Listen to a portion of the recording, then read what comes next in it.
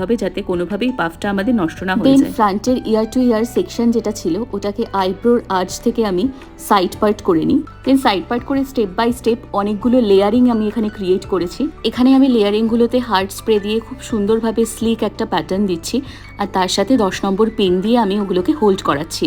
আর প্রতিটা লেয়ারিংয়ের এন্ডসগুলোতে আমি আউটকালস করে নিয়েছি। এবার লেফট সাইডের হেয়ারটাতে স্ল্যান্ট সেকশন নিয়ে রুটে ব্যাককম করে শাইন স্প্রে দিয়ে একটা স্মুথ বেস এখানে আমি ক্রিয়েট করি। দেন তার উপর আমি এখানে লাইন্স করে নিয়েছি শাইন স্প্রে দিয়ে। দেন লাইন্সগুলোকে আমি হার্ড স্প্রে দিয়ে হোল্ড করিয়েছি। দেন ফ্রন্টের হেয়ারগুলোতে আমি কার্লস করেছি। আর ওপেন হেয়ার স্টাইলে ফ্লাওয়ার সেট করতে গেলে আমাদের খুব প্রবলেম হয়, তাই আমি এখানে গোলাপের ডাটগুলোকে ভেঙে দিয়ে এখানে আমি 10 নম্বর পিন পাস করিয়ে নিয়েছি। দেন আমি একদম স্ক্যাল্প টাচ করিয়ে ববি পিন দিয়ে খুব ভালো করে ফ্লাওয়ারগুলোকে সেট করে নিয়েছি। সো এখানে লাস্টে ইউ পিনগুলোকে রিমুভ করে এই হলো আমার ফাইনাল হেয়ার স্টাইল লুক।